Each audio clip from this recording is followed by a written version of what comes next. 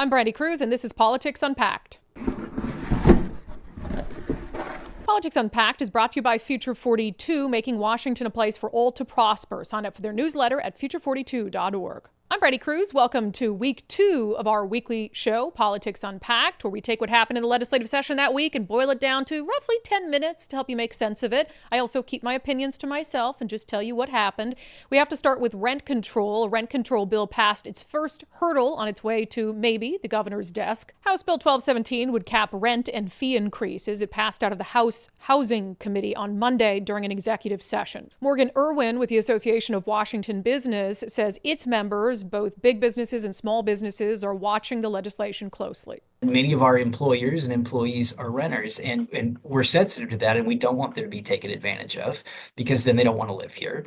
But we have to have a place for them to live, and if our operators aren't willing to build new buildings to house those folks, then there's no place for them to be. It's still not clear whether Governor Bob Ferguson would sign a rent control bill. He's expressed skepticism about the concept in the past. A couple bills this week on the public safety front. First, House Bill 1125 would give judges the authority to go back and lower sentences of offenders who are already in prison if the judge determines that they have earned an early release. Also getting a hearing this week in the House Public Safety Committee was HB 1178. It would change existing statute around sentencing enhancements. Essentially, it would get rid of certain sentencing enhancements for specific types of crime, and it would ease other enhancements. 2 sentencing enhancements are eliminated.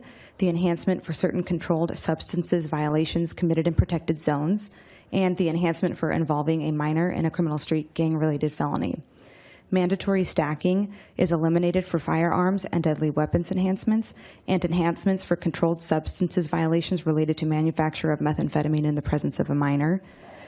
The following sentencing enhancements are eligible for partial confinement and earned early release, including those for firearms and deadly weapons, impaired driving, and sexual motivation. Democratic State Representative Roger Goodman is the chair of the House Public Safety Committee, but he's also the lead sponsor of that bill. The public wants fairness in our criminal justice system.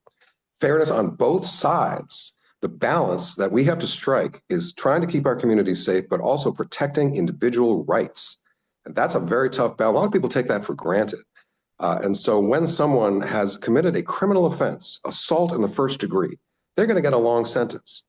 And if there were 5 people there and they were merely wielding a weapon and no one got harmed, why should that person get 25 extra years when another individual might have, as I said, pistol whipped or shot them? They should get an extra 25 years, but the other person shouldn't. We need to make these very careful distinctions, because otherwise the public will not have confidence in our criminal justice system. A couple bills to tell you about on the initiative front. House Bill 1296 is the House version of a Senate bill that would do the same thing. Both of them would walk back certain elements of the Parental Rights Initiative, Initiative 2081, that was passed into law by the legislature last year. As staff stated, this erases the rights outlined in the Parents' Bill of Rights that was bipartisanly passed. The bill got a hearing in the House Education Committee. Representative Monica Stonier is the bill's sponsor. For students who may be paying attention, whether you be wildly successful in school, whether you be with or without a home or documentation,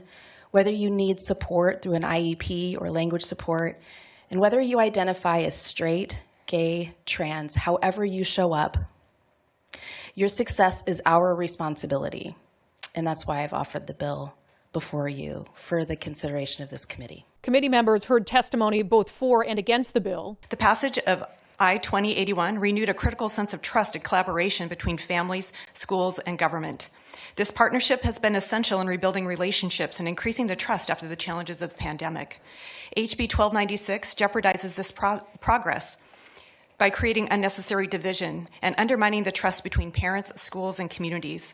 Trust is the cornerstone of effective collaboration, and without it, we risk alienating families at a time when engagement is more critical than ever. Teachers have stood in the gap and are the primary targets, are why I'm testifying pro, because of the protections for educators. Educators, as we've heard from students, are often the people who foster student identity and development, and are currently being targeted and pushed out of their positions because of this fact. I also teach at the University of Washington and hear the curriculum violence and harm and how they're being erased in their K-12 programs. Republican State Representative Travis Couture asked the bill's sponsor about a concern some parents have that the state is taking their rights away when it comes to what's happening with their kids at school. Why do you want schools to hide information about my kids from me? And what gives schools the right to decide what me as a parent deserve to know about my own children? Thank you. Thank you for the question, Representative Couture. I imagine we will have a longer conversation about this after testimony, and I welcome a meeting with you and find time in your calendar to discuss just this. The rights of parents that were passed in the initiative and that we have discussed here in this committee do exist in other parts of statute. And if there is question about whether or not that information should be clearer, I welcome your feedback. Senate Bill 5382 has also been introduced this week in Olympia and would amend the initiative process in Washington state in two ways. First, it would add steps for signature gatherers. They would have to sign the bottom of each page and make an attestation that the signatures on the page are, to the best of their knowledge, legal and valid. It would also add extra steps for the Secretary of State's office when it comes to verifying signatures, saying that the address that a signer used must match their address that they're registered to vote under. Critics of Senate Bill 5382 call it a blatant effort by the Democratic Party to undermine the initiative process and make it more difficult to collect signatures. When you have a problem, get Jesse. That's what Governor Bob Ferguson said this week when he announced that longtime Seattle journalist Jesse Jones would be in charge of Results Washington. Results Washington is a website that was started by Governor Jay Inslee when he first took office, and he said it would be a transparent look at some of the goals that he was setting in his administration. But the website came under scrutiny recently for hiding certain data that didn't reflect well for the state and the goals that former Governor Jay Inslee was setting. Bob Ferguson has promised increased transparency and says putting Jesse Jones in charge of Results Washington will do just that. That has been Politics Unpacked for this second week of the legislative session. I'm Brandi Kruse. Politics Unpacked is brought to you by Future 42, making Washington a place for all to prosper. Sign up for their newsletter at future42.org. And in the meantime, join us 4 days a week for our live show, Undivided, where we give context and have important conversations about what's happening in Washington state and beyond. undividedpod.com. That's undividedpod.com.